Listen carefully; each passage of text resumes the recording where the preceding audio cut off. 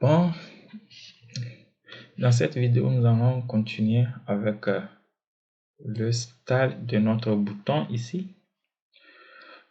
Notre bouton, c'est un repeat bouton. Pourquoi j'ai utilisé repeat bouton?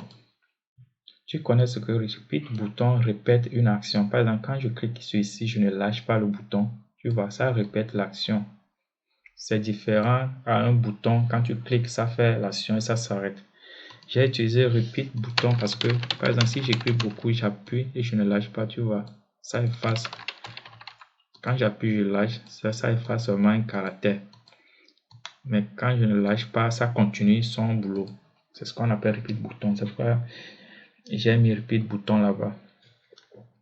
Alors, je leur donne déjà sa hauteur et sa largeur ici. Parce que la hauteur, la largeur, si tu veux utiliser un text box, je sais que tu vas utiliser minimum 38. Alors, si je mets ici déjà la hauteur, la largeur sur 24, je sais que ça ne va pas nous déranger. Et j'ai le curseur qui est hand.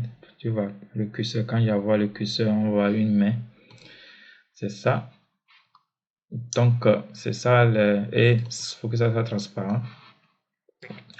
Donc, c'est tout ce qu'on a. Maintenant, il y a aussi, je l'envoie aussi en bas. Maintenant, je vais créer moi-même un template pour ça. Tu vois, c'est notre propre template avec un icon en bas. Donc, on a la partie de template ici. La partie de template a deux choses. On a un style pour notre template. On a un trigger pour notre template. Et ça, c'est notre template. Ça veut dire que c'est le contenu de ce bouton. Pour ce bouton, pour écrire un template, ça veut dire que le contenu d'un élément, tu peux changer en écrivant un template. Avec un template, tu changes le contenu de l'élément que tu as pris d'un bouton, d'un repeat bouton. Tu lui crées un template. Et parce que dans le template, dans le bouton, je vais envoyer au centre un icon.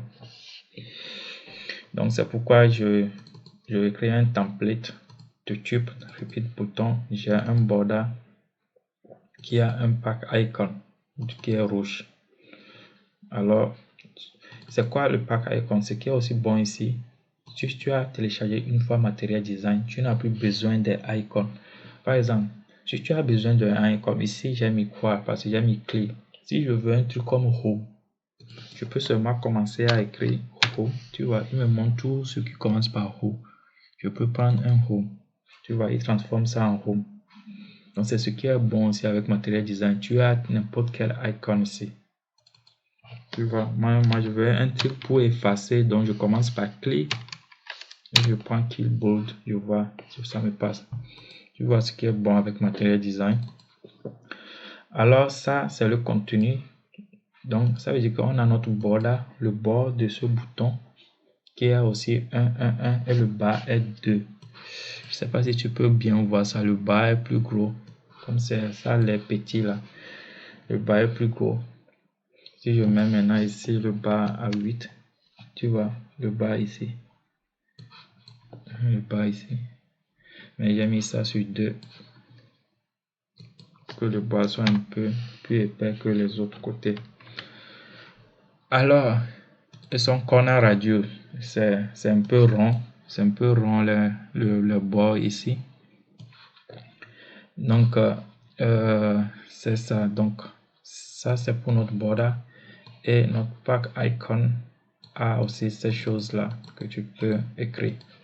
Alors, tu as fini avec le contenu. Alors, on va écrire un trigger pour ça. Le trigger, c'est quoi? Quand j'amène mon curseur, ça change de couleur pour notre border. Alors, c'est pourquoi j'avais donné un nom à ce border ici. Control trigger, control template trigger, ça veut dire que notre control template c'est de type repeat button. Alors, c'est notre bouton. Si le mouse over, c'est true. Alors, tu me prends le border là ici et tu changes son background avec aqua hover. C'est seulement ça. Alors, si le hover c'est true, tu changes son background. Alors, c'est fini aussi pour le style de notre bouton. Alors, tu peux tout voir, style de notre bouton, c'est tout ça là. Tu vois, on ne lui a pas donné une clé. parce que je veux que dans cette page, si j'écris un repeat bouton, le repeat bouton prend automatiquement ce style. Donc c'est pourquoi je ne lui ai pas donné une clé. J'espère que tu connais ça. Donc c'est fini. On a tout alors dedans. Alors, dans la prochaine vidéo, je vais te montrer pourquoi on arrive à retirer un texte ici. Alors que si j'utilise ce user control ici, c'est de type user control. Parce que ce n'est pas de type comme un text box. Parce que c'est dans ça qu'il y a un text box. Le user control même n'est pas un text box. Alors je ne peux pas avoir accès à un texte. Je ne peux pas avoir accès à un texte ou bien accès à un texte de matériel design. Je ne peux pas. Alors, je vais te montrer comment est-ce que tu peux prendre un user control et tu lui donnes les attributs d'un autre outil que tu peux utiliser à l'extérieur. Alors, c'est ça même l'objectif du cours. L'objectif du cours, normalement, ce n'était pas de te expliquer les styles là. Normalement, je t'avais dit que tu devais avoir les bases là. Mais je veux que tu comprennes vraiment ce que je fais tout. C'est pourquoi je t'ai expliqué encore tout ça là. Dans la prochaine vidéo, on va faire rapidement comment est-ce qu'on va utiliser, on va lui ajouter à ce user control les attributs comme texte pour pouvoir l'utiliser à l'extérieur ici. Parce que comme je t'avais dit, agrandir encore. Notre C là, c'est un user control. C'est un user control, ce n'est pas un text box. Alors, dans la prochaine vidéo, nous allons travailler ici. Nous allons ajouter une propriété qu'on appelle texte qu'on peut utiliser à l'extérieur. Alors, à la prochaine. Alors, ciao.